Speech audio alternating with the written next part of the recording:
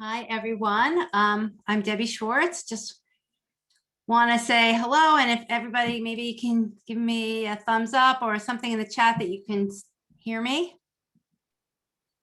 Yep. Yay. Thank you. Okay. Thanks for joining in the middle of the day on a Friday. I've been testing out different days, different times, honestly, also to just give people like some different choices. I do some of them at night and some at noon. This one I try late Friday.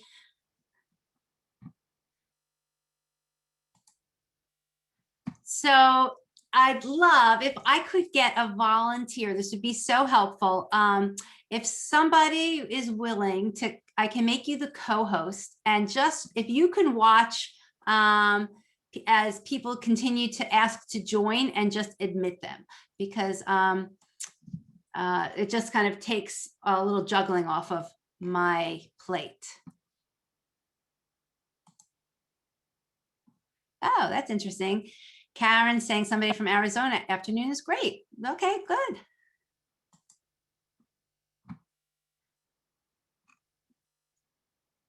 Okay, and anybody willing to be just a volunteer? It's really not hard. You just, when I make you a co-host, you get to see everybody who's requesting to join, and all you got to do is hit the admit button.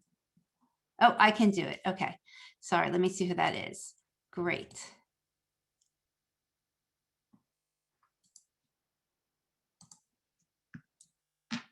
Okay, the person who volunteered, I am making you, let's see, how to,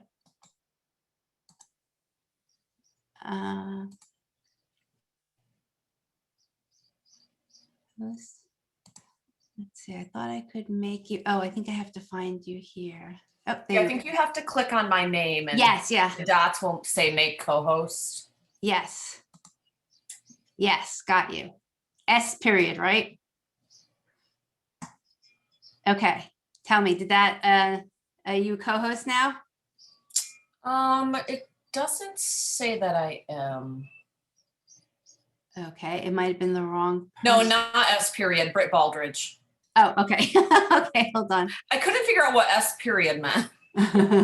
I see. Someone says Britt or S. I'm gonna make you, I can see, okay. Okay, now yep, Britt, right? Got it. Okay, great. Thank you so much. Yeah. Okay, now we're going to get started. So before I start, just if anybody likes to tell me, I assume that most of the people who are dialing in have a high school junior, but if you have a high school sophomore or younger, I'd love to know a little bit about people who are on here and just kind of where you're from. And just so you know, I mean, this is technically a meeting. It is not a webinar. I personally like to run them that way if they can be manageable. And because of that, you can unmute yourself if you really want to ask a question. But if you don't have anything to say, if you can keep yourself unmuted, that's helpful. But you can see other people, you can chat with them in the chat. I am perfectly fine if somebody else wants to respond to somebody's question, because I might not see it or get to it fast enough. And if you feel like you have the answer, please go for it. Okay, Jamie, soon to be college graduate who got good merit offers with 3.3. Great. Maybe you would like to share your story soon. Oh, wow. So from New Mexico, I hadn't really thought about it. I have to admit, I'm an East Coaster. I'm from Philadelphia, but I appreciate now that I'm doing some of these sessions later in the afternoon that I am giving you better time for all you West Coast people. So I will think about that more often. Okay. I'm going to put on socks. I'll be right back. Great. Okay, so let's get started. I'm going to share my screen. I have a presentation, but I'm still going to be able to see chat. I'll try and ask people's questions, or sorry, answer people's questions. I see Tara already has a question. Can I ask a question as a junior parent? How reliable is EFC on the College Board? Big future.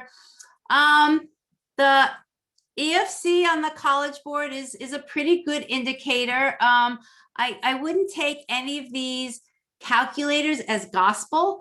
The only kind of net price calculators I would take as extremely accurate are the ones from the really selective schools, the Ivies, because they have a pretty defined formula of how they're giving out aid, and they don't include merit, so it's a little easier for them to do their calculations.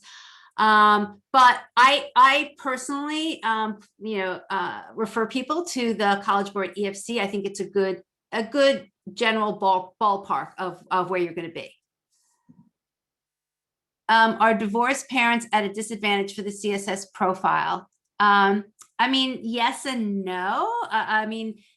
You're not at a disadvantage then. Well, I mean, it depends what your finances are. So for divorced parents and the CSS profile, depending on the school, and most schools who ask for the CSS profile also ask for the non-custodial parent to also fill out a financial form.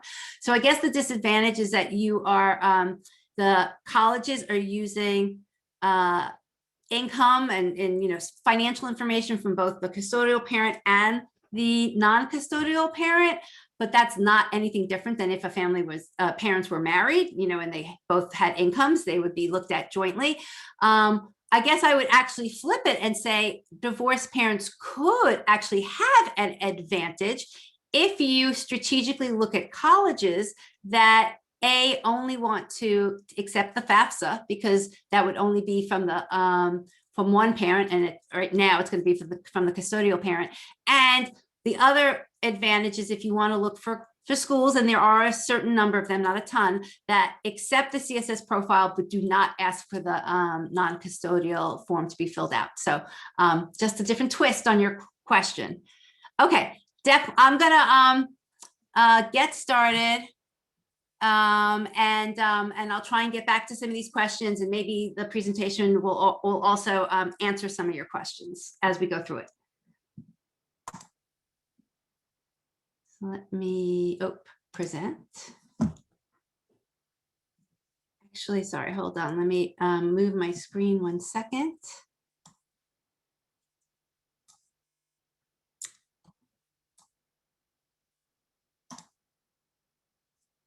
Okay, let me share.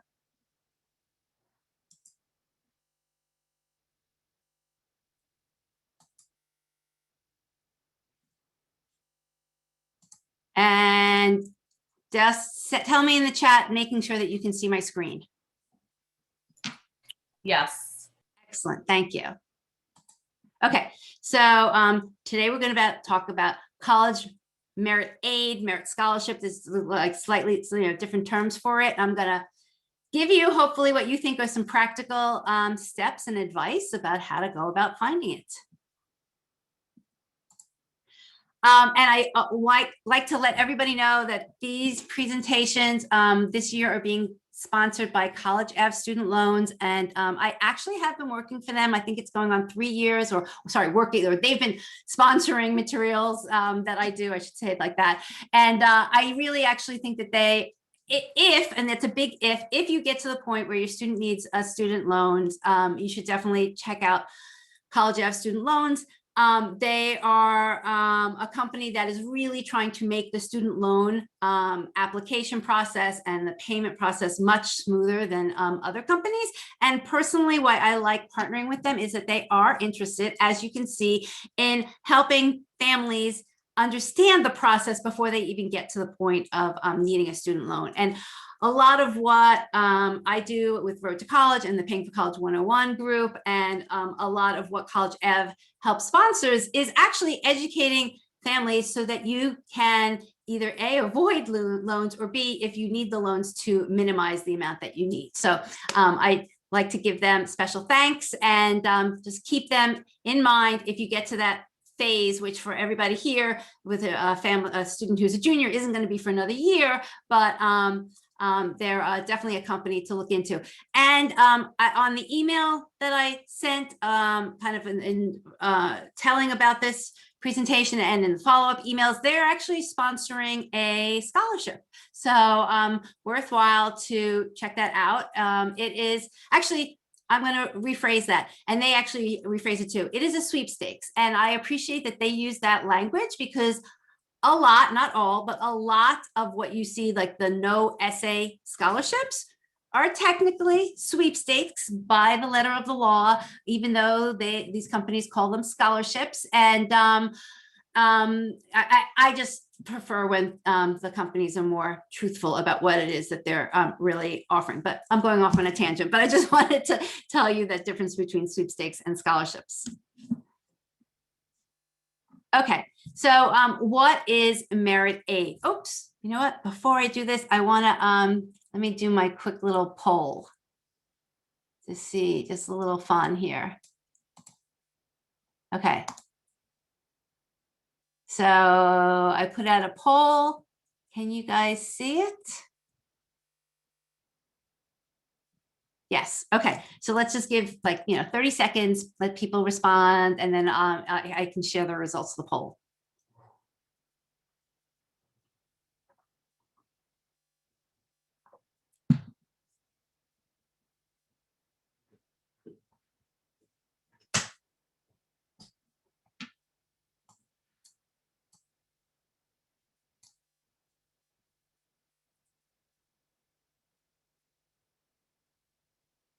Okay. Looks like 80% of you voted. So I'm going to end the poll and it will share the results. So I'm hoping everybody can see this, but 60% of you said that a merit scholarship is used to attract.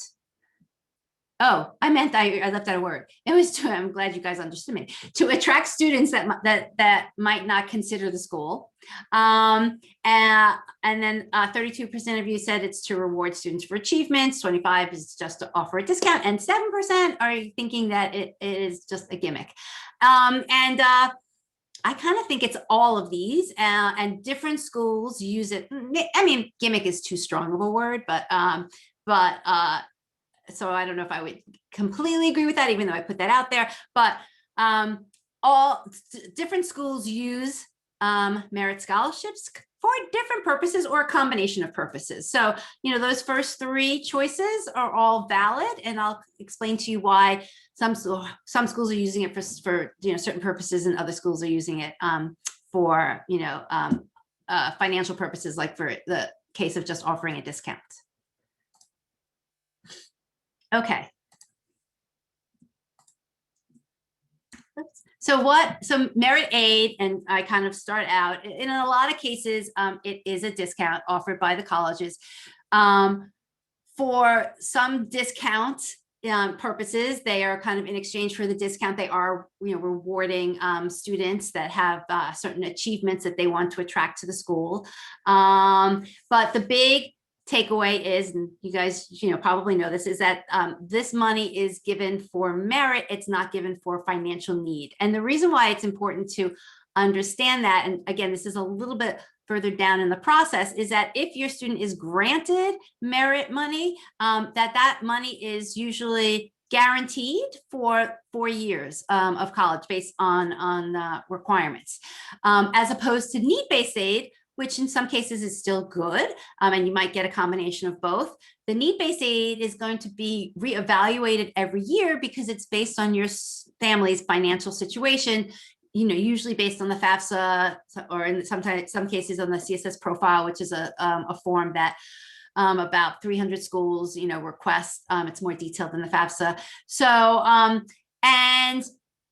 personally, if I had the choice, if a school said to me, do you want me to give you money, that's need-based versus merit-based? Of course, it's going to depend on what percentage they're going to give, but it's kind of a little better to get the money in terms of merit, because again, you'll get it for 4 years. There's not going to be fluctuations. The need-based money, there might be fluctuations because your financial situation might fluctuate. Merit aid could be awarded on lots of different criteria. It could be even in this day and age with test optional, there might be some schools that are using tests as a factor. Definitely because of being test optional, schools have shifted towards using GPA. Sometimes they award the money, based on a talent, a leadership skill, or something else. And the term, which I kind of alluded to, sometimes can be a little bit confusing because some people refer to private scholarships as merit scholarships, and those are there are private scholarships that are merit-based. So you could, it's valid to use the term merit scholarships for a private scholarship. There is also the national merit scholarships, which are based on students' PSAT scores, and percentiles on their states. So, that word merit is used in a lot of different places, and you just have to, unfortunately, the language isn't clear enough, and nobody's tried to make it a consistent language. So when you see that word merit, you should just understand, are they talking about merit money that's coming directly from the college, which is also sometimes called institutional money, or is it merit scholarships because it's private scholarships, or are they even talking about the national merit scholarships? So I just trying to make people aware. So the way I do this presentation and discussion is I'm going to talk to you about the different types of merit scholarships that are out there, and then I'm going to show you a tool that we did create, which pulls together lots of different information from different sources. I'll explain to you the information, the sources, and how you use the tool, and it genuinely really cuts down on the amount of research that families need to do. And I hope and believe, and I do kind of get comments from people who use it, that it really makes a difference in their search for colleges that can give their student merit scholarships. We're just trying to make the process easier and less cumbersome. There's still cumbersomeness to it, and there's still feeling overwhelmingness, but by bringing all the information together in one place, it's a start, so that you guys have to do less work to hunt and peck for all the information out there. Okay, so the three different types of merit scholarships are, there's what I would call automatic merit scholarship, and I'll explain what that is. There is competitive merit scholarships, and then there is talent-based merit scholarships. So automatic merit scholarships is what I think in some ways the easiest to find, because the colleges that are offering it automatically are usually very transparent on their websites about what the criteria are. And I'll show you some examples. So they usually have a grid. They're usually very specific, and they say, well, in the past, they would usually say for this GPA and SAT or ACT combination, and they would show you the band of information. We offer this amount of money, or we offer this range of money. So it was very easy to kind of see where your student might fall for these schools, what band they might fall in. And you could also, as a parent of a sophomore, or even like an early junior, you could have an idea of oh, if my child could get their GPA up to this level, then they would be, eligible for the next level award. So, I'll show you some examples. I kind of want to make it clear that that merit aid in general isn't only for top students. And when I say top students, I'm kind of saying, the valedictorian or the top 10% of a high school class. There are schools that give merit scholarship for all different types of students at all different academic levels. And that's because, and it kind of goes back to one of the poll answers that I put out. Different schools are using merit scholarship to attract, a better type of student to their school. So it depends on what level that school is at and kind of what their average range is. And they're usually trying to get kind of the next level student up to come to that school. So your student might be, and there's nothing wrong with this, your student might be a B student, and there's a school out there that still wants to, that they're looking at your student as a good academic student relative to some of the students that normally come to that school. So it's all about relativeness, and it's not about having to be the top student, in your grade, or in your school, in your state. That does help. It probably opens up the options, but those aren't the only types of students that can get merit scholarships. And I think actually, one of the people who commented very early on said that they were a student with a 3.3, right, and had gotten lots of merit scholarship money. So even in the audience today, we have somebody that validates that. Okay, the last point is that some schools include merit scholarship information in their net price calculators. Some. So if for those of you who aren't familiar, net price calculators are a calculator that are on school websites. The government actually did mandate that the colleges have to provide a net price calculator. I can't remember how many years ago. It wasn't probably more than 10 years ago when that happened. But the one thing that they didn't mandate is the accuracy of the net price calculator. So usually if the school is including possible merit money in this calculator, they're going to ask, like, what is your student's GPA, and maybe even what is your student's ACT or SAT scores. That's a clue. And sometimes even in the output of the calculator, it will say, actually, estimated merit money. So some calculators do that, not all. That I think goes back to one of the first questions somebody asked me about the College Board EFC calculator. I do think it's worth still doing the net price calculators. I would not, hinge everything on it that they are 100% accurate, and you can't go to a school and say, your net price calculator told me it was going to cost me, $25,000, and when the award comes in, it's really, or when the offer comes in, it's coming out to $35,000. They're not going to say, oh yeah, we'll give you the 25 because our calculator said it, because they have no control over whether or not you're entering in the correct information. So I'm just saying it is still a good tool to use, just don't use it as gospel. Use it, a lot of information that you'll see today, and I think in general in the college process, I personally use as directional. This whole process is a puzzle, and what you're doing is trying to figure out pieces of the puzzle and how the puzzle works together. Net price calculator is a piece of this puzzle. So use it and use it directionally, and be prepared that whatever the net price calculator says, you could potentially, I usually don't see it being that wrong that it's more than $10,000 off, but for some people, $10,000 is a big deal. So again, I'm just kind of like giving you the reality of the net price calculators.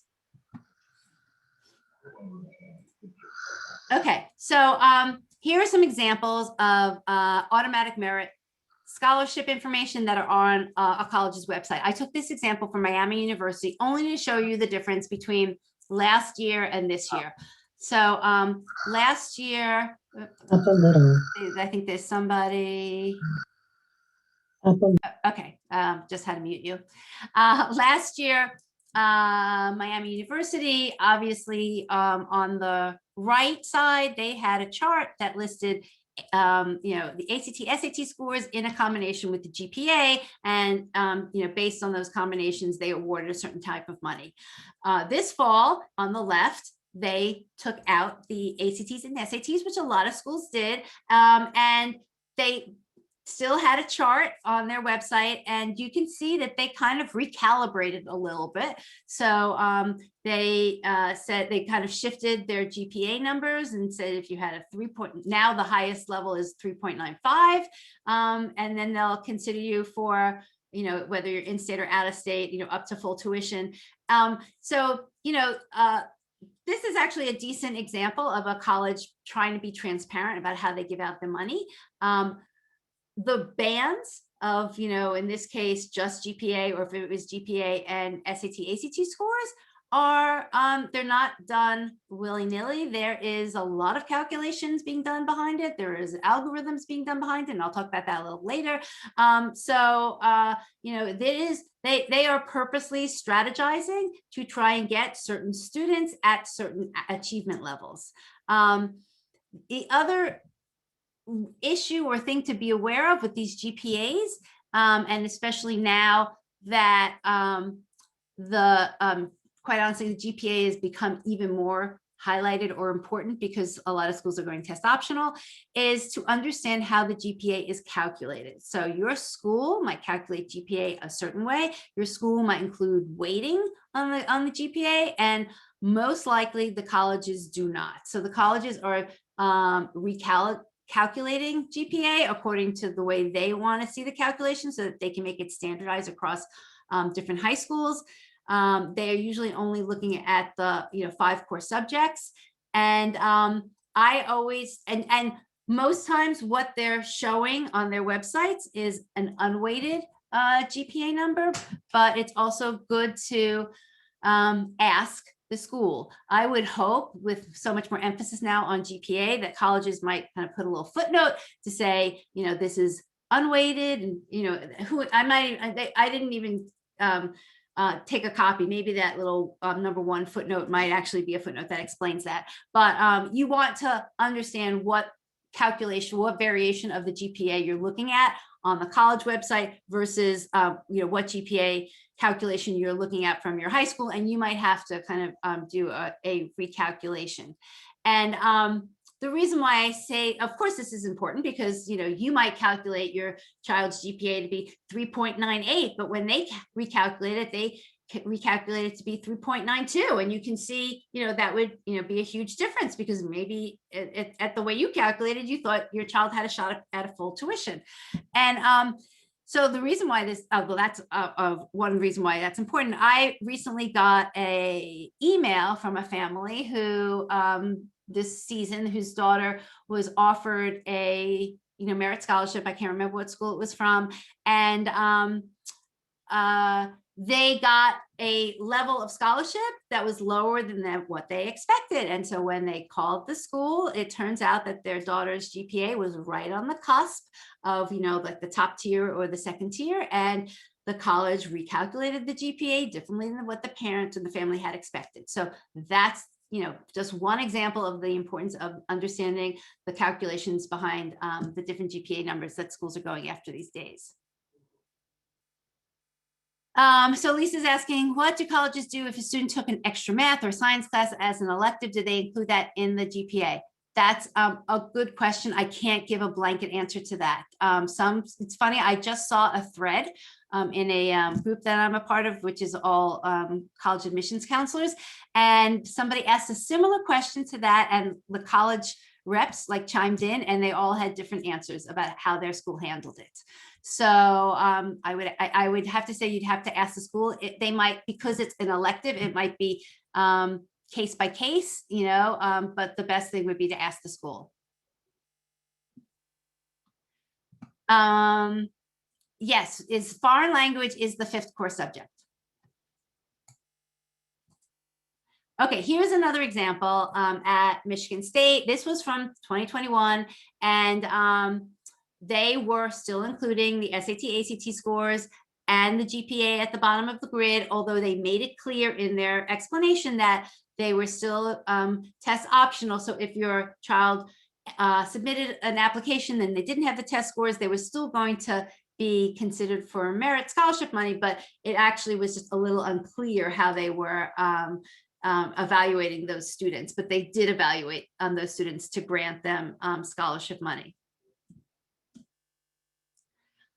So here's an example. So moving on, we just talked about automatic. Oh, so I guess the other thing, one last thing about automatic money that I didn't explain is that your student doesn't have to do anything more than just apply at those schools that are automatically evaluating all the applications that come through for the potential of merit scholarship money. So that's the good part. You still want to know how they're going to be awarding the money, but your student doesn't have to do anything in addition than just sending in their application.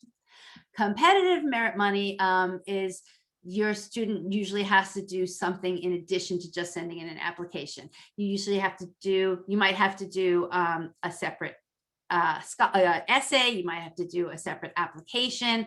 And the important information to keep in mind about these schools is sometimes they also have different deadlines for the applications, that students, need to submit for, Oh, I lost, sorry. Let me stop share. I lost my, oh, I hit my cursor by accident. Okay, let me get back.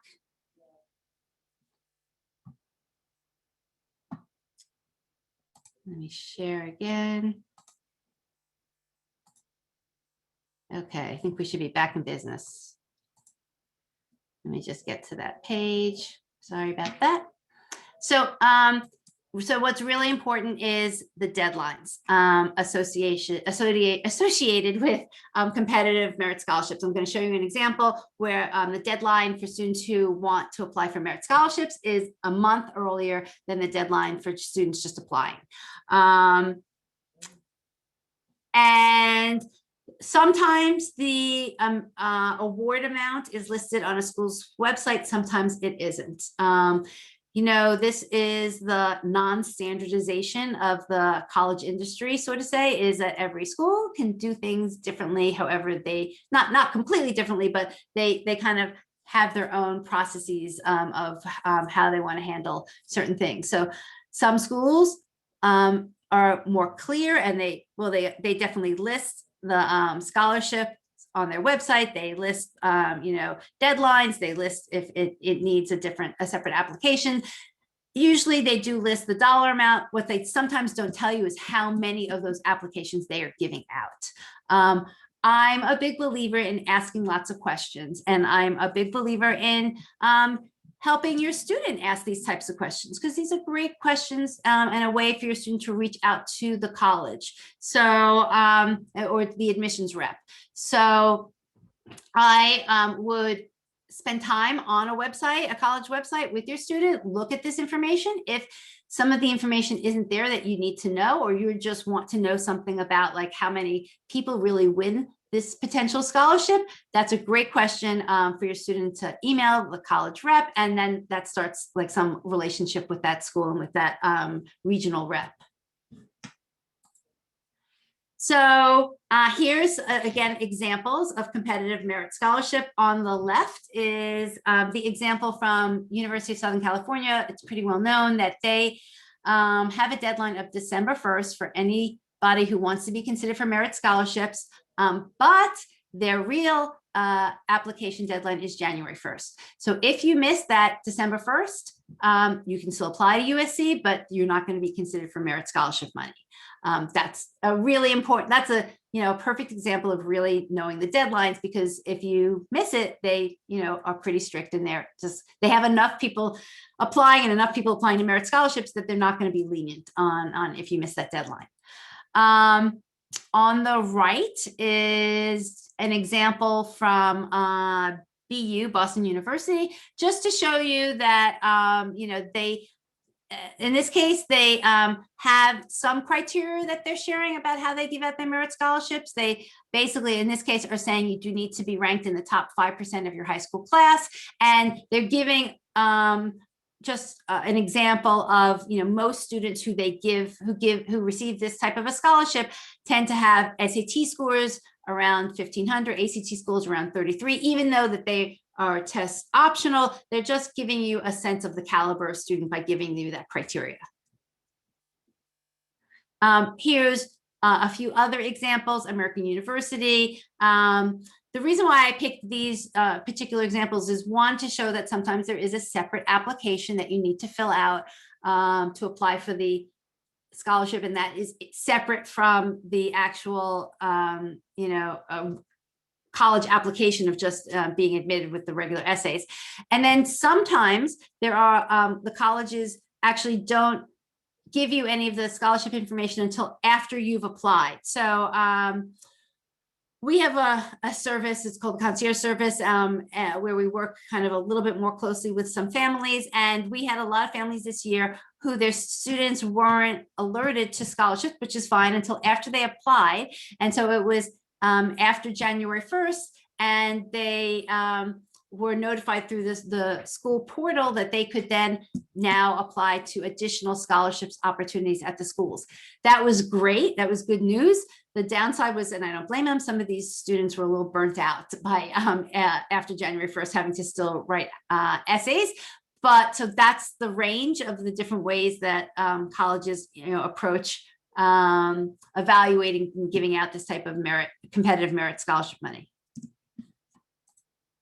Okay, and the last type is talent-based, which is pretty self-explanatory by the name. It's usually, given out based on a talent in art, music, dance. And in these types of situations, there's usually some sort of, audition scheduled or portfolio that need to be reviewed. And even in the age of COVID this past year, a lot of those things were still done virtually. And what's important about these types of scholarships is, again, they usually have deadlines, and because if they have that additional requirement of having to have something reviewed or doing an audition, there's usually another date or schedule that you have to work out or find out about. So here's just an example at Muhlenberg that says, if you're going to be applying for any of their talent scholarships, that you need to schedule an audition with the appropriate department head. So I'm just showing you all these examples because there's lots of, maybe little, but there's little moving parts to applying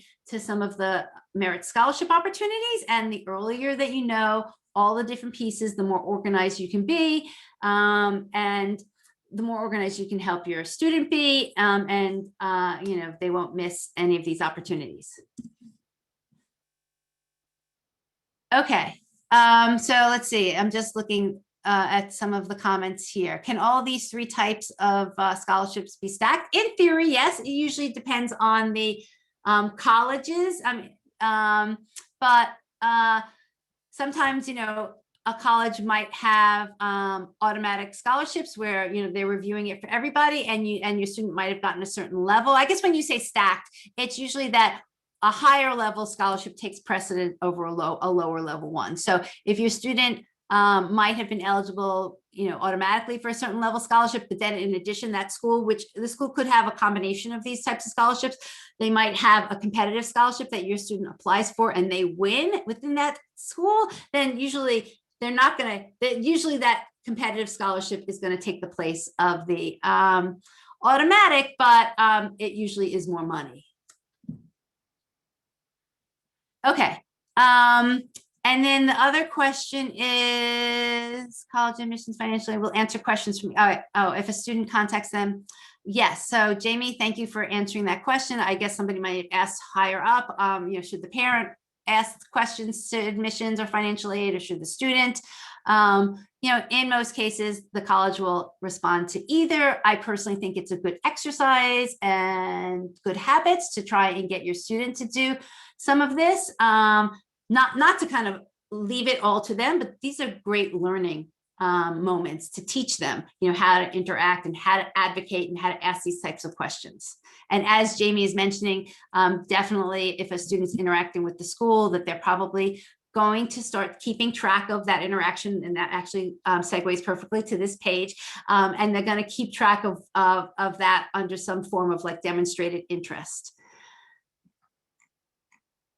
Okay, yes, this, I should have mentioned this at the beginning. This presentation, everything that we do is always recorded. We will send an email with the link, but actually all of the things that we do are also on our YouTube channel. Just go to Road Number 2 College, and we have these types of presentations. It's a little ahead of you guys, but I have presentations that we do on appealing financial aid. We did, if we do a Facebook Live or Zoom with guests. We did one the other day with Ron Lieber. That's on the YouTube channel. So there's other stuff there that might be of interest to you. Okay, so what is enrollment management? I just bring this up because I think it's a phrase that, it's a phrase that parents should be aware of. It's a way of thinking that is happening at the colleges. And we still think of the people who work in admissions as admissions officers, and technically they are, but in a lot of cases that terminology has changed and they are being called enrollment managers or head of enrollment management. And to me, that's somewhat signals a shift in kind of the way that colleges are thinking. Not bad. I come from a business background, and so how I view admissions really is the equivalent of, to some extent, the marketing and acquisitions department in a company, right? So the admissions office or admissions head of admissions has a certain goal that they have to bring in a certain number of students. Those certain number of students have to honestly generate a certain amount of revenue. So it is a business function, and they are constrained by the number of seats and beds they have at the college. So you can look at it as almost like a mathematical problem, but and I think that there has been a shift in the way colleges think about approaching this role. So the reason why I bring it up is because there are now a whole slew of consulting companies that help colleges formulate their admission strategies. And the strategy is kind of related to what type of student a college is trying to attract, and how much is it going to cost that college to attract that student. And what that really comes down to is, how much money should that school offer that student potentially in a discount or a tuition or a merit scholarship that's going to make it attractive to entice that student and or that family to want to send their student to that college. And so two of the biggest companies doing this type of consulting work / modeling algorithm are called Ruffalo Noel Levitz and EAB. These are not names that you would be familiar with. These are like, but they are big, but they're big companies, and they are working in the background with colleges to come up with all of these strategizing. And then they are the numbers people behind how much money you might be offered in a merit scholarship. And as like in my discussion with Ron Lieber the other day, and I'll just take a really quick segue that, so Ron is the New York Times money columnist, but in addition, he's an author. This is his third book, and he just came out in the end of January, called The Price You Pay for College. It's an excellent book for family, for a lot of families, but particularly if you've got a student in 9th, 10th, 11th grade. This book kind of just, just tells you the whole story of how the financial aid system works, like a little bit of history behind it and how it works today and how you need to navigate it. So it's a lot of the stuff we talk about, but it is all, written very nicely and laid out in this book. So I highly recommend you get it. And actually, Ron is a member of our Paying for College 101 Facebook group. I only say that because he got a lot of information from the group and the group members and used it for this book. But he also responds to comments or questions in the group because, and he uses a lot of the stuff that people talk about in his columns as well. But he mentioned the other night when we were doing this Facebook Live with him that he believes, and he's talked to people at these companies, and he has talked to a lot of enrollment management deans, that so many of the merit scholarship offers that are given out these days, that first offer is driven by a computer algorithm. It's not necessarily the school even kind of sitting around saying, I think we should offer this. They've got this, computer modeling happening, and that's spitting out, this type of student with this criteria should receive, at least for their first offer, should receive, this amount of merit scholarships. So that's kind of happening behind the scenes. And this is related to Jamie's comment about demonstrated interest. Some of the information that gets fed into this modeling or algorithm is based on how interested your student may or may not be in the college. And they are using clues, just as like you were putting together these pieces of a puzzle to figure out what college is best for your student. They are figuring out which students are most interested in their college, and they're doing that by these signals of demonstrated interest. And the signals can be, oh yeah, somebody said it's a holistic machine, right? That's kind of a funny comment, but I agree. But these signals are a combination of, and I don't have one here, but or I do, but did your student I can't put my hand on it fast enough, but did your student, respond to a direct mail piece that was sent to them? Did your student respond to a text? Did they open up an email? Did they attend a virtual fair? Did they send an email to the admissions rep? If the school hosted an admission rush, even virtually, did they attend that session? So it doesn't mean that you and your student have to go crazy, and you could drive yourself crazy with all the pieces of direct mail that come, oh my God, we got to respond to this. But if there is a school that your student is interested, even maybe peripherally interested, then I would make the effort to show that your student has an interest by doing one of those things. So just want to make people aware, because at the end of the day, and this is kind of like at the, towards the end of the admissions process, I guess what I always try and get people to think about is, like, if you sat in the seat of the admissions officer, right? Like, what type of decisions would you make? And if it came down to a group of students that were all really similar, all good students, and maybe they had great grades, they had similar activities, they want to major in, similar they want to study similar majors. And the only thing that's different is that one student just showed a lot more interest in the school. Well, it's just a natural decision that you might lean towards accepting that student because, they had everything else that everybody else wanted, but they also showed, demonstrated interest. So that's why I share this information. The other little piece of comment at the bottom here that I have on the slide that says other connections. This is my own little pet peeve. I don't like, obviously, the sharing of data that happens in general and in the world of college admissions and scholarships. My phrase is, I say that data is the currency of college admissions, because your students' data and even your family data gets bought and sold in so many different ways. And you can control it a little bit, maybe it bothers you, maybe it doesn't. It personally bothers me. The reason why it bothers me is because so many times, okay. I think somebody might have unmuted themselves. Okay, I think we're good.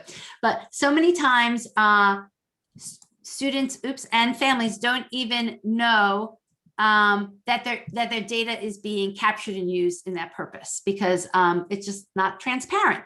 So I always, not just in college related stuff, but whenever I'm, at a website and they're asking me questions, or I'm always thinking, why do they want my information? What are they going to do with it?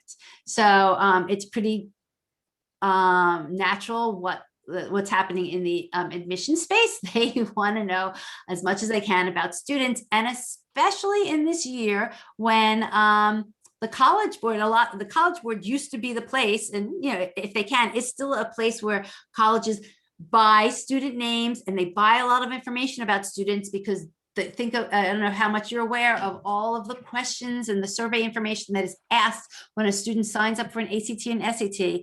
And this year, because so many students could not or did not take the test, that colleges went to other sources to try and find that data. So examples of other places might have been a lot of the websites that your student is viewing virtual tours, or it could be actually the website called Raise Me, if you're familiar with it. I mean, quite honestly, its business model is it is a marketing site for colleges. So the information that is entered into Raise Me under this auspices of micro scholarship is really to capture data for students, and then colleges use that to target students. So just something to be aware of. Okay, I saw somebody else just mentioned the book, Who Gets In and Why. I happen to have these all right next to me. So that's another great book by Jeff Salingo. To tell you the truth, these are my 3 favorite books. And I know 2 out of 3 of these authors. So Jeff's a great book.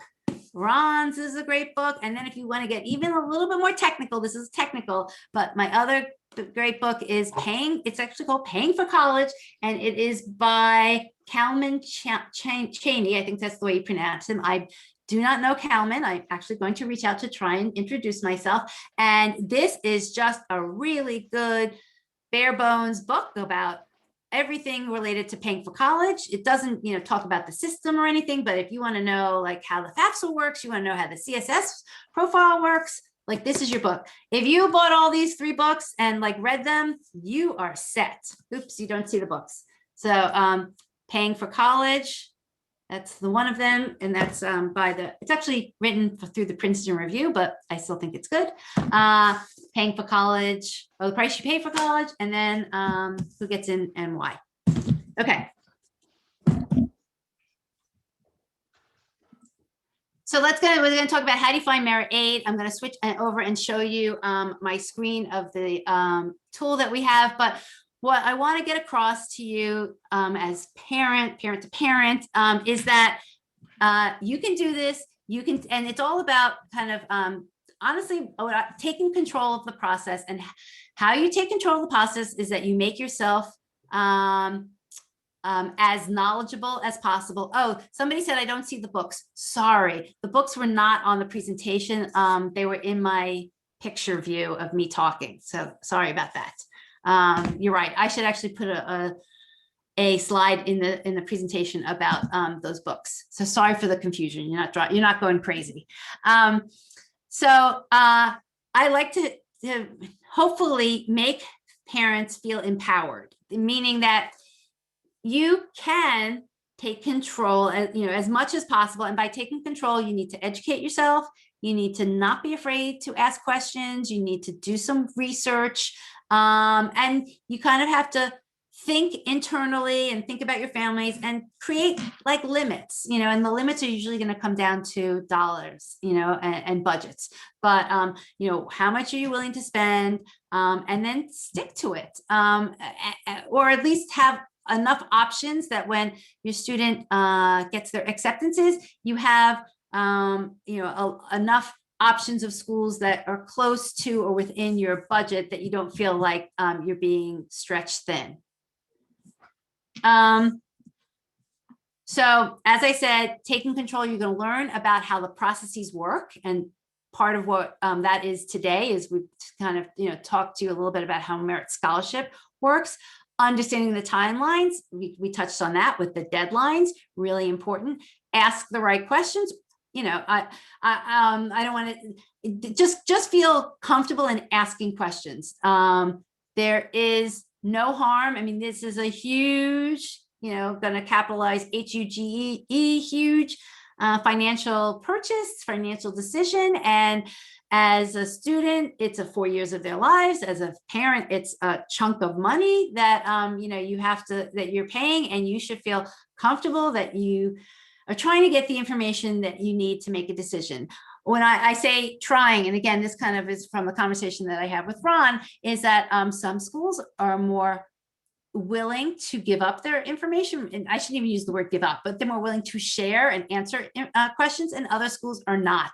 And so I would honestly kind of take that a little bit into consideration when you're thinking about that school. If they're kind of being tougher even to get the information you want, and your student isn't even accepted and admitted, that might be an indication of what that school is going to be like, when that student is there. So just these are little like hints or tips. Okay, so the tool that I'm going to walk you through is called College Insights. I do want to, and I'll share it here. I'll share this in the chat. If you anybody wants to walk along with me, that's fine, or just, look at it later. It's collegeinsights.roadtocollege.com. And courtesy of College Ave, there is a small fee to use this on an ongoing basis. You can actually use it for free for 3 times, or College Ave is sponsoring that you can use it for a month for free if you put in that code. The only thing I want to let you know, and it's just the way that the that the website or that web page is set up right now, is you do have to put in your credit card information. Even if you're using this code first month free, you absolutely will not be charged the first month, and then you can decide to cancel it before the month finishes up. But just wanted to kind of let you know how that works. to get it started. Okay. So let me tell you about College Insights, and then we're going to go to the example. This is College Insight is a little data intensive. It's not a little, it is data intensive. We pulled together data from a lot of different sources. It's really more focused on helping you find the schools where your student can be offered money, whether it's need-based or merit scholarship. This is not a tool that is going to help look for schools where there's a heavy Greek Greek system or no Greek system. This isn't a tool that's going to help find you the school that has great food. This isn't even a tool that's going to like help you find a rural versus an urban campus. So this is much more a little bit bare bones, but for the purposes of what people need, it is helps you just kind of zone in the schools where you should be looking at first, and then this is just my philosophy, you can layer on all those other nice to haves. So the different sources that we get the data from are quite honestly government data, and that's called IPEDS, IPEDS, if anybody wants to look into that. And I only mention that because quite honestly, the government data is free. It's just a little cumbersome to use. You have to, like download it, unzip it, data sets, that type of stuff. You have to match it. But the government does have a lot of data on colleges. We use some of that data. We use other data from a source called Common Data Set, which we could do a whole session on, but Common Data Set is the data that the colleges share with US News and World Reports to create their rankings. And it's a lot of actually very rich and detailed information. And we use pieces of that. We've also scraped our own data. And then the fourth area, which I think is most interesting, is what I call crowdsourced data. We have been asking for the past 3 years families with current seniors to share their actual offers that colleges are giving them. So the colleges may say, well, we offer 50% of students that don't have any financial need, we offer them merit scholarships, and we generally have an average merit scholarship amount of $18,000. That's nice for them to tell you that, but then it's better to actually see, did they give offers like that? So we have actual offers that people have shared their information, and you can go in for any college you want to, and if we've got actual offer information for it, you'll be able to see it. I mean, quite honestly, we're kind of coming up on almost 11,000 offers at over 1,000 schools, so it's getting to be like a rich data, and so that's a really useful piece of the data set. Okay. Let me switch and go over to, let me see what my next slide is just to see. Oh, let me just do this slide really quickly and then I will switch. This is just maybe my 5 quick steps about helping you go about figuring out merit scholarships. 1, the first step is, oh, somebody asked IPEDS.com. Is that the right link? That is not the right link. Sorry. I would just Google IPEDS and then it will come up. It's a government link. It's actually under NCES, maybe .gov, but I would just do a Google for IPEDS and you'll see all the options. So, yep, that's it. Thank you. Whoever just put that up there. So here are 5 steps.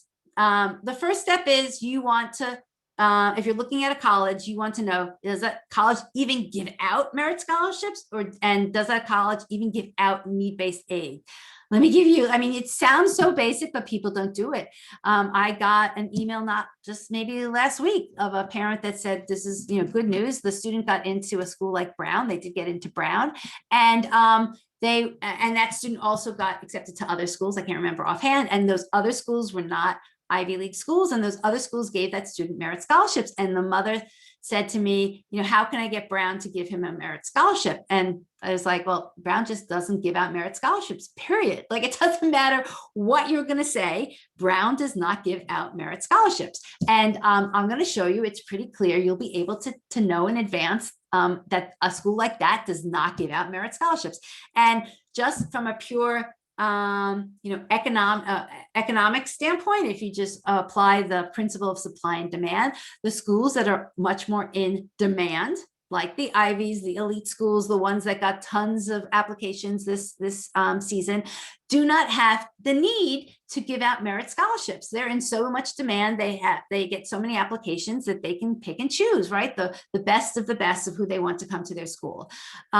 Instead, those types of schools focus on giving out money based on need, based on financial need. And those schools are extremely generous in that category. So, and it could be generous up to families that make like $250,000.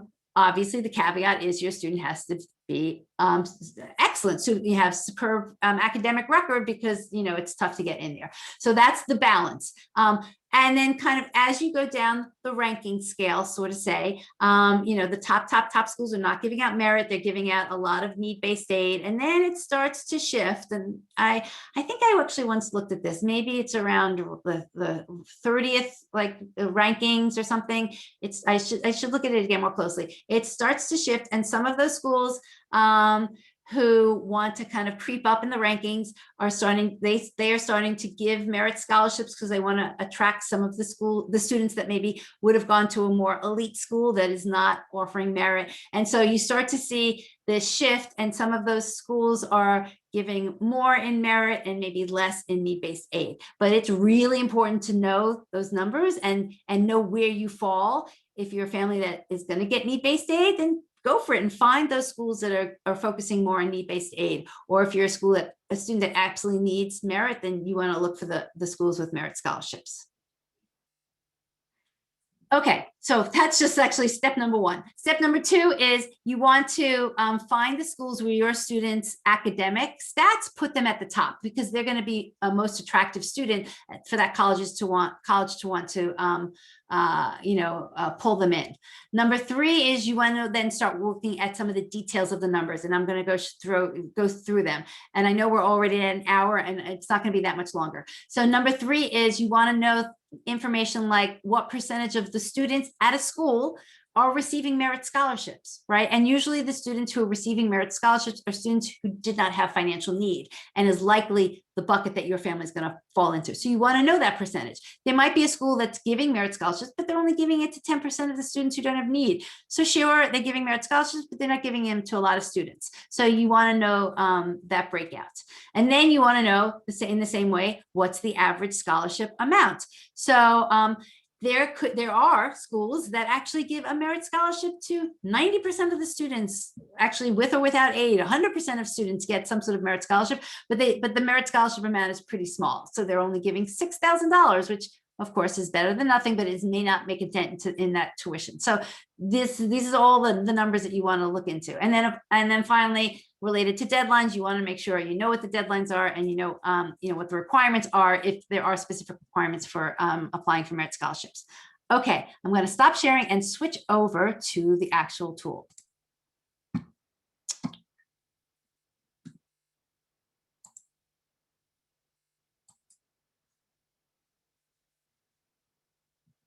And here we go.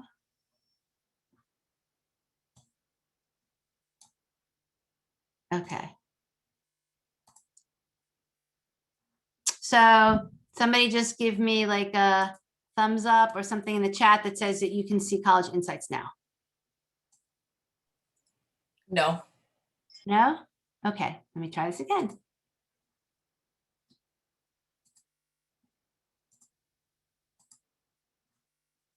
Did that work? Yeah. Okay, thank you.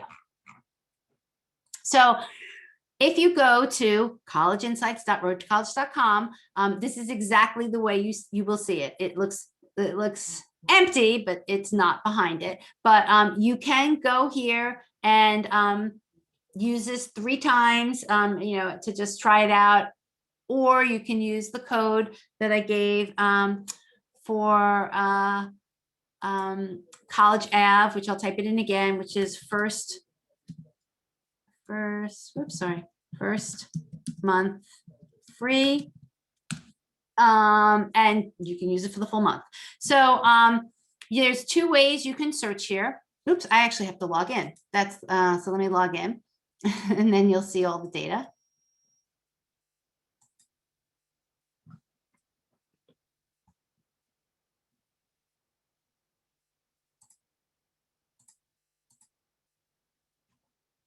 Okay.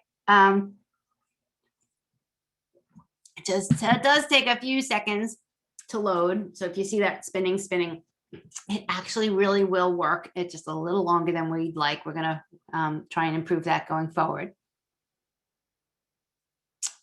But basically, while that's loading, there's 2 ways you can search. You can search using specific schools. Maybe you have a list already of schools that you want to look into, or maybe you're just curious and you just found out about a school, like Lehigh, and you want to see all the stats related to that. So you can go in here and pick specific schools, so they're all listed here. Or you can go and you can search by preferences. And as I mentioned before, there actually are not a lot of search filters purposely, because look, to me, when you start looking for colleges, particularly from a money standpoint, whether it's need-based or merit scholarships, I want to emphasize to people to be open-minded. This is kind of like the beginning of the search. Make it a little broader than you might normally. So kind of start here and then start narrowing down. But if you start here, maybe you missed a school that you never heard of that you would have researched, and maybe it could turn out to be a good school.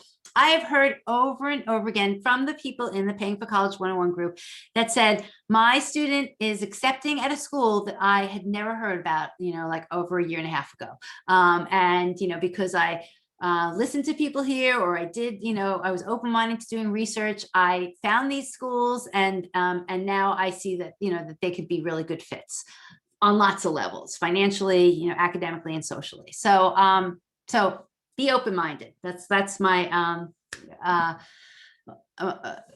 my advice. So we only have 4 criteria to filter by. One is major, so you can pick, all the different majors that, your student might be interested in. Again, I wouldn't go crazy there unless you absolutely had a student that maybe might want engineering, because, over 60% of students end up transferring their major, but, but you can still narrow it down. And a lot of schools, they, have most of the basic majors, but if you have a student that's really interested in like aerodynamics or something like that, then pick that specific major. You can pick by location. You can pick either the specific state or region. And these regions honestly are defined by the government, or we're just using the government data. So, and you can pick a combination. I can say I want all the schools on the East Coast, but I also am interested in schools in Illinois and Texas. So you can pick a combination of a region and a state. And here, I'm going to do that now. So we'll pick New England, the Mid-East, we'll pick, I think there's the Southeast, and then I'll pick some states. I'll pick Illinois, Texas, let's pick Ohio, and California. Okay, so you can pick by region, and then you can pick by size. Although again, I wouldn't be that picky yet. I would just be, so the way we have the sizes broken out is that actually the majority of colleges are really actually below 5,000 in terms of total undergraduate population. So, and there were a few that are really large. So we have it broken out at the very top, the uber large, state schools, 70,000 and above, or 30,000 and above, and then it drops to 10,000. And then from 10,000 to 0, we have it more granularly broken out. But so I would personally just kind of know, is my student willing to go to a school that's bigger than 10,000? And then that's great. So maybe, you put that up to 30,000, and they're not willing to go to a school that's maybe smaller than, 3,000. So again, I wouldn't get too tight, but, I would kind of like shave off the edge cases of where, your student's not going to go. And then we have test scores. And so you're probably thinking, why do we have test scores? The world has gone test optional. Like, why are we still including test scores here? And there is actually a few good reasons why, for now, at least, is because the data that you're looking at is data from last admission season. We don't have the data for this admission season yet, right? It's just finished up. It's going to take a few months to actually gather it all. And we usually get an update in, I'd say, July. So as of right now, the data that we have is based on last admission season. Last admission season was not as heavily test optional. And before the world of admissions went test optional, schools, have more granular data that they share about their test scores, as opposed to the way they share their GPA. And I'm going to show you. So there's more holes in the GPA data. Doesn't mean that you can't use it and search by it, but that's the reason why we didn't use it as a filter. And so then you're going to ask a great question, but my child is not applying with test scores, or they, they're not even going to take the test, that's fine. You don't have to use this, filter at all. But another option, and I'll share these links, is I have 2 charts. You could take your student's GPA and convert it to a range of what they might have gotten on the tests. That's just an option, it's just, we're trying to use the best data that is available to do this searching. And my hope, and what we're working towards, and I've actually talked to the companies that gather this data, is that this next round of data that we'll get, that they have been talking and asking colleges to be more granular in their GPA. So actually, if that's the case, then we are going to be able to add GPA as a filter, but I just wanted to let you know why we don't have it now. And I'll just put these conversion tables in the chat. There might be others out there, but this is just to give you, a way if that's something that you want to do. Okay. So I'm actually gonna leave this pretty broad. Well, actually, if you do choose to search by an SAT or ACT, what we can do is you can search by either where that test score falls as the average, or you can search by where that test score falls as the top, percentile. So that's really helpful to zone in on the schools where your student has the most potential of getting money, because schools want to give money to students that are going to fall at the top of their academic range. So that's what's really helpful about at least using the search filter for the scores. So I am just going to pick a range, like let's show from like 1,200 to 1,300, and to see what schools fall into that test score range with this school size and the different regions.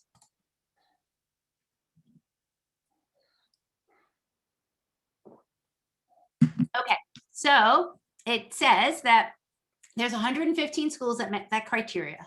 And if you wanted to quickly, and there's actually saying 115 of those schools give out merit scholarships. But if fewer than those schools gave out merit scholarships, then you could skip just to the schools that were merit scholarship oriented. I'm going to quickly go through the data really quickly to just show you what I think are the most important pieces to look at. And I'm always available for questions as you use this tool yourself. And you don't either know what a column means, or you want to, ask if there's a different way of finding something, then just email me and I will try and get back to you. So first of all, these are they show up alphabetically to begin with. You can change the sorting on any of these columns. You see those little up and down arrow, you can sort the column ascending or descending. The little heart is if you want to save that college and say, yeah, that's a college I want to look into later. You heart it, and then it becomes your favorites here. And then you can go back and look at your favorites. The first column, just the little graduation hat with the price tag means it's a private school. The icon with the columns means it's a public school. The other columns are self-explanatory. We give you the breakout of male versus female, student faculty ratio. Student retention is actually a data point that people don't always look at, but which can be very helpful. And it's showing you how many freshmen came back as sophomores. The average is about 82%.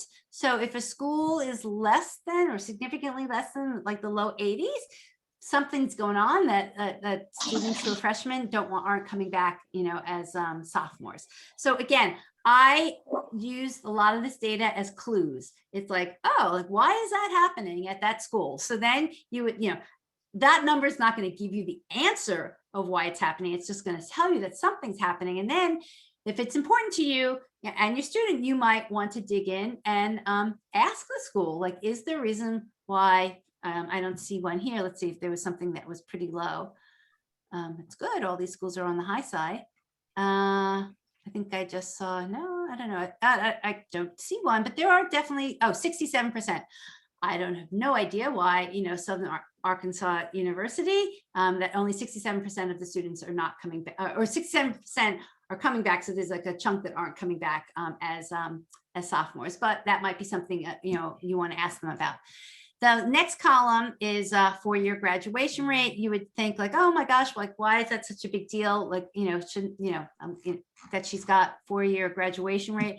Well, you'd be surprised that the government actually mandates that colleges only share 6-year graduation rates. So not every place that you look at for graduation rate information is showing you a 4-year graduation rate. It's actually probably showing you a 6-year graduation rate. So I'm just kind of flagging that as any case when you are looking at graduation numbers to know. I know. Hold on. Let me see if we can mute here. Oops.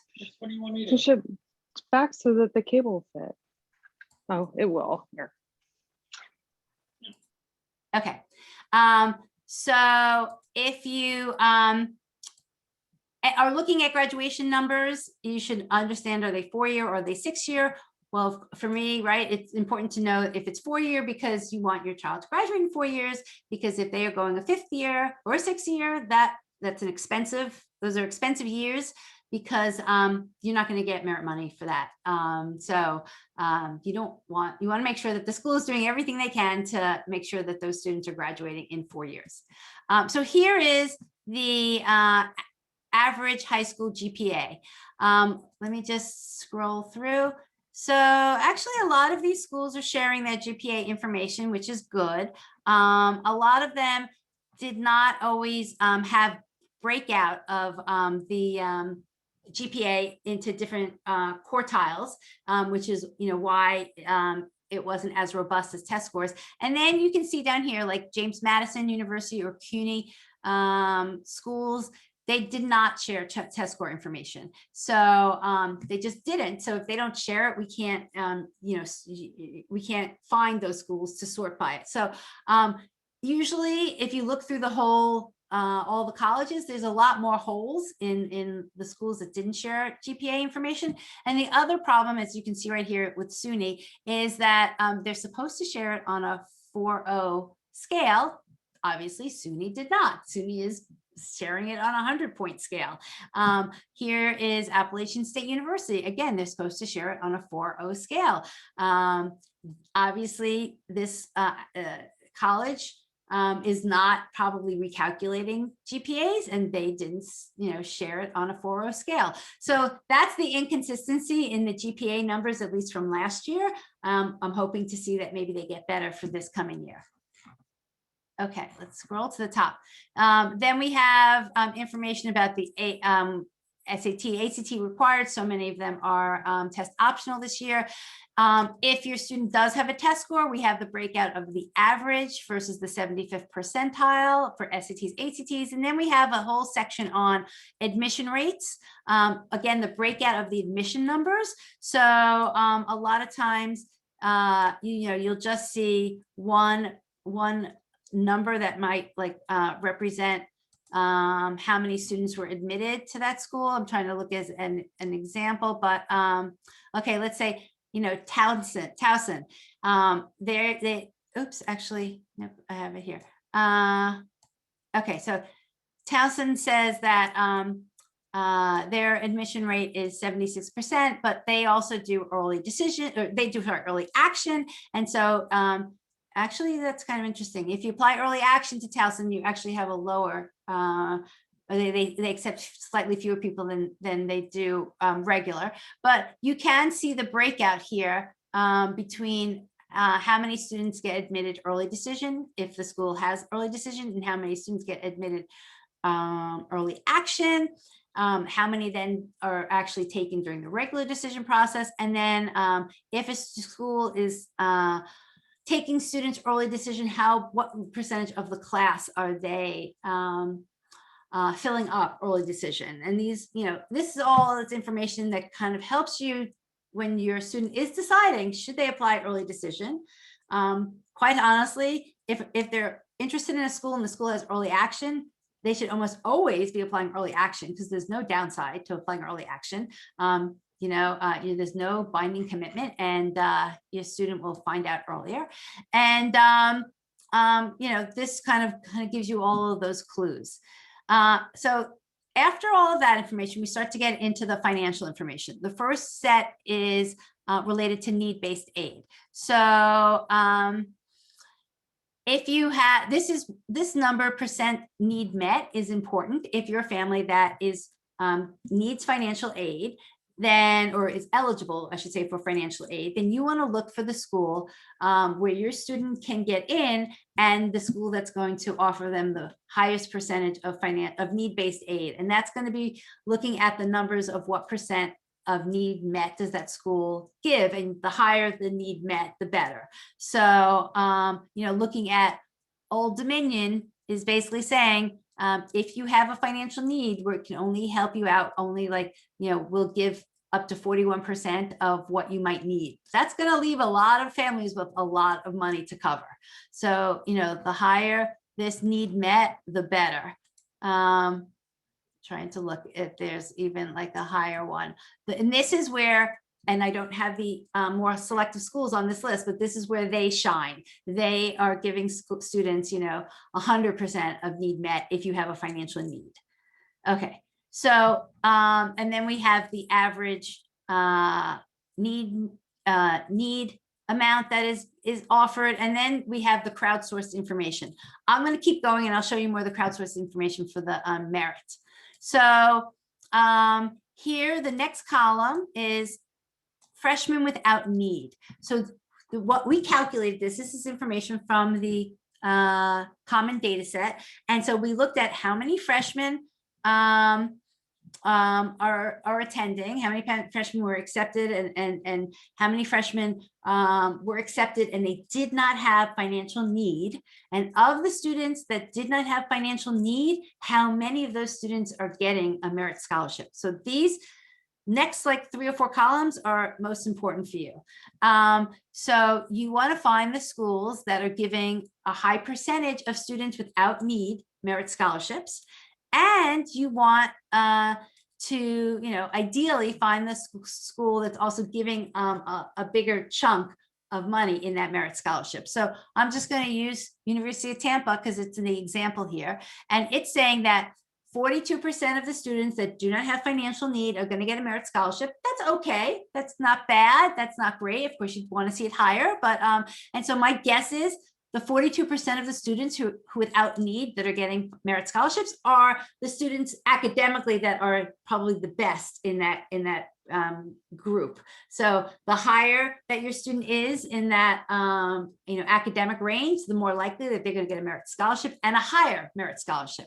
So they are saying that 91% of the students that do not have financial need are getting merit scholarships. So they're basically giving almost everybody who doesn't have need a merit scholarship, and their average is, $9,800, which is okay.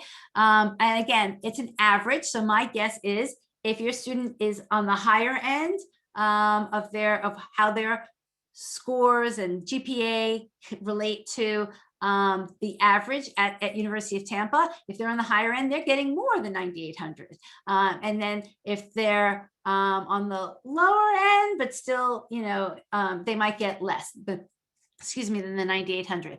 This column here that says merit scholarship categories offered is, I'm not going to click on it, but if you clicked on it, it would bring you, this is just a time saver, it would bring you to the page on the college website that talks about merit scholarships. So that's just, saving you time. And then here's the interesting information. This is the information with the actual offers that are happening like right now, real time, as families with high school seniors are entering in their information. We have a different tool called Compare College Offers. They're entering in that information there, and then we're bringing that information over to this tool. So as you can see, this is from this current year, the school year 21-22. That's, the students are receiving offers now for that academic year. And these are the awards that those students are getting. And, we just saw, I think that it says University of Tampa gave out an average merit award of 9,800. You can see here that there's a range, right? There are definitely students that are getting above the 9,800. There are students that are getting below the 9,800. And my guess is if we looked at their GPA, and a lot of these students, are test optional. They didn't give it the test scores, but if you looked at their GPA and looked at the average at Tampa, then my guess is the student that is being offered 6,000 is probably close to the average of what the Tampa GPA is. And the students that are getting more are probably higher up on the percentiles relative to Tampa. So, this is just, I find it kind of really interesting information, right? To see there's what the school tells you, and then there's what the school actually offers. They're probably in sync, but now we can see for sure, what type of offers that students are getting. Oh, somebody's asking, is this number for 1 year or 4 years? These are 1 year numbers. So this is the amount of scholarship for 1 year. So that's usually if you're given a $6,000 merit scholarship, it is $6,000 for every year that you're at that school. So we presented here, you have this year's data, and you have last year's data if you wanted to look at. And we are seeing, I don't know, I'm not going to name the schools offhand because I don't have them at my fingertips, but there are schools that last year were more generous than this year. Schools are being affected by the pandemic, just as families are. There are some schools that are keeping their offer amounts, equivalent last year to this year. So, you should definitely go back and look at last year's, but just because they gave that number last year doesn't 100% mean that they're going to give it this year. And that actually goes for how you should use this information. Just because the schools are giving the merit awards this year, there's no guarantee that they're going to have the same GPA, SAT, or other criteria that they're using to give out the money next year. We hope it's close. These are, again, all clues of a big puzzle. There are schools that have more dramatically shifted than others, but the majority of schools kind of tend to stay close to what they did last year to this year. So, again, I call this information directional. I wouldn't, bet 100% on anything, but, it gives you an idea of how that school gives out their money. So so sorry, I have gone to like an hour and a half. I try and make these shorter. I really have to figure out what pieces of this presentation to cut out. But I hope that this was helpful to everybody. Let me go through some of these questions. So Brandy's asking if the money is not renewable, then it's one time. In theory, yes. But again, most colleges offer merit scholarships. And when they offer them, they are 4-year scholarships. With the big caveat, the big if, that your student continues to meet whatever the requirements are related to that scholarship. And usually they are GPA requirements. And I actually should have mentioned this earlier on when we talked about merit scholarship requirements. You should look at those requirements, and you'll usually find them out if your student is awarded the scholarship, because sometimes they're pretty easy. Hopefully like a 3.0, your student's going to make a 3.0 every semester. Sometimes the GPA requirement is a little tougher, and it might be a 3.5, and you have to just keep that in mind, because the worst thing would be that you as a family decide to send your student to a college, and the college that is affordable because of the merit scholarship money that is being offered, and then your student loses the merit scholarship money. It happens a lot. So that's not a great situation to be in. And so you want to know what those requirements are and feel comfortable, and your student knows what they are and feel comfortable that they can make them every year or semester. Okay, let's see what other questions we got here.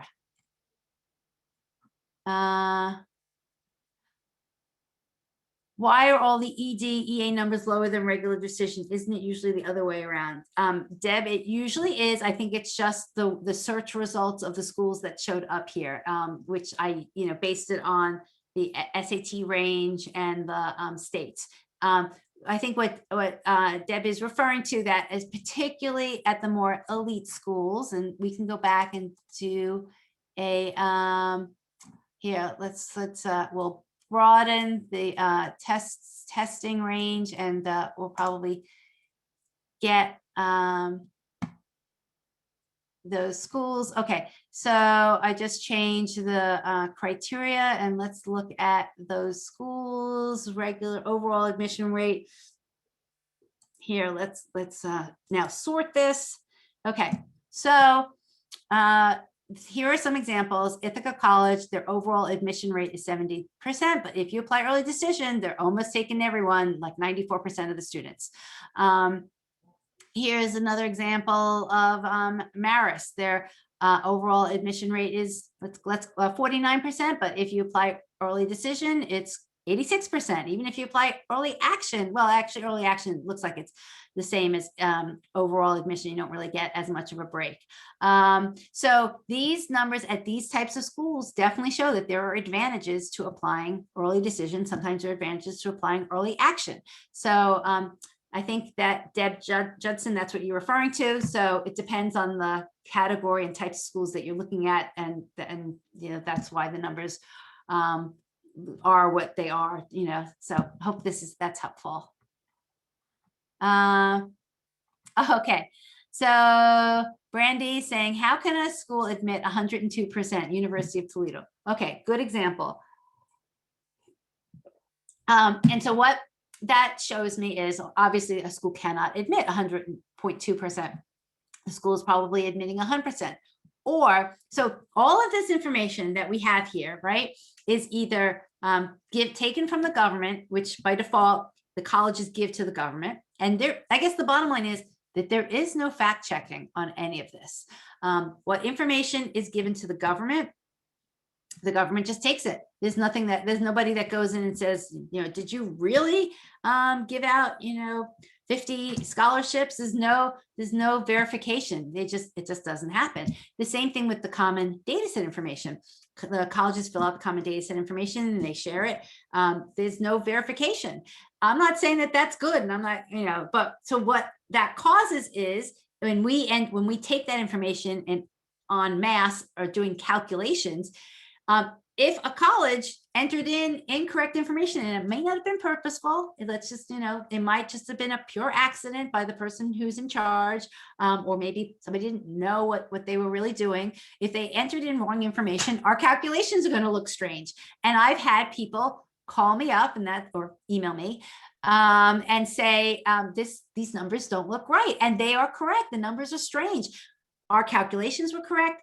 If you go back to the source data, the source data information that we used was there, but at the end of the day, the colleges did not give accurate information. So if you find these types of anomalies, let me know. We can try and double check. We will always double check our numbers, but and then we've kind of I've started a little list, and we're going to try and reach out directly to those colleges and say, hey, these numbers, at least they don't make sense. Can you double check them and let us know?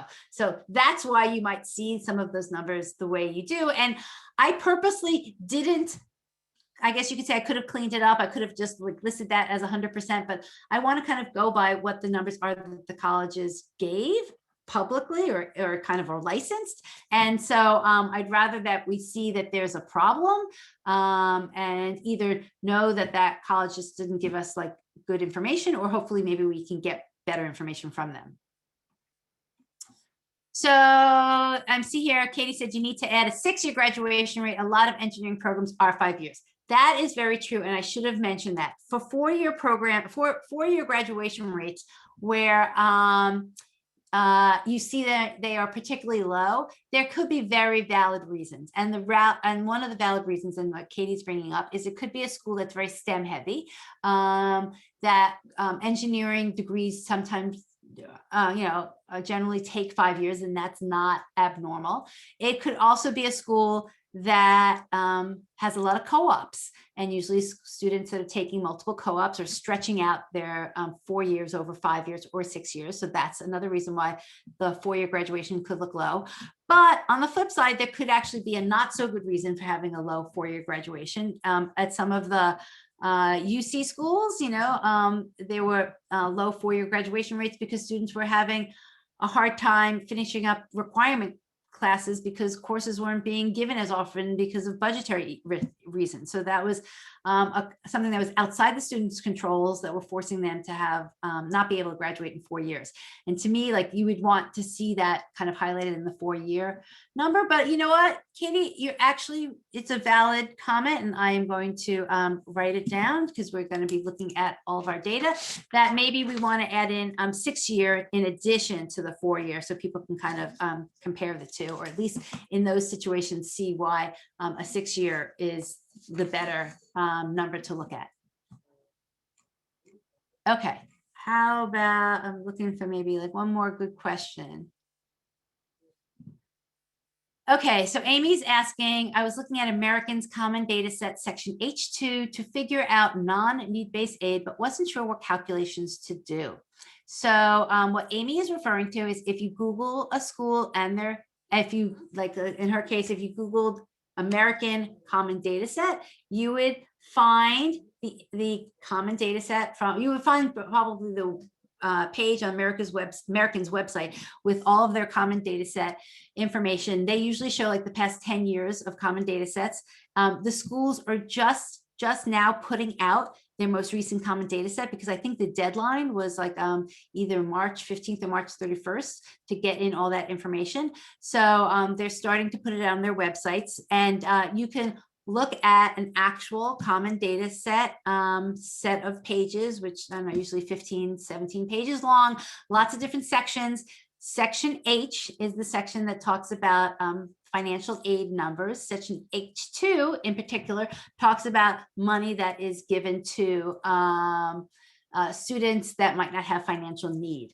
And honestly, Amy, you have to look at the numbers in I think it's actually section H2A, and then there's some numbers higher up, and it's just kind of like, I don't have one right in front of me, so I can't tell you the exact fields, but you have to take numbers from a few different places, and you can do the calculations that we did here. We just, we wanted to kind of provide numbers that we thought were worthwhile and not have people do the individual calculations. So that is what's in College Insights. But if you want to go to an individual college's common data set and look at the raw numbers, you can absolutely do that.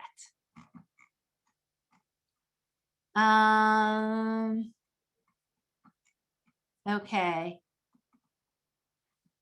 Can you give us an idea of selective colleges with ED? I think I did that. And you know what? You can actually, let me just show you one last thing, and I do probably have to get off. I'm going to reset all these filters. Okay. And now let's see, let me do a search. Actually, sorry,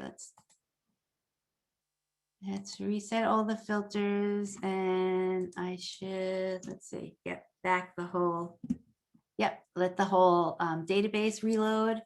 And for that question on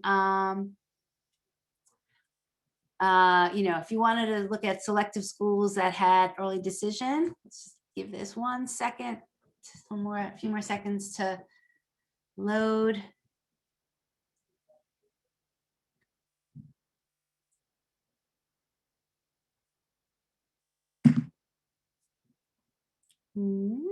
Taking a little longer than I would have thought or hoped. Okay, well, I'll give that a few more seconds and then I might have to reboot. What I was going to suggest is you can look at the whole database and yay. And then you can just, like I do all the time, is I would,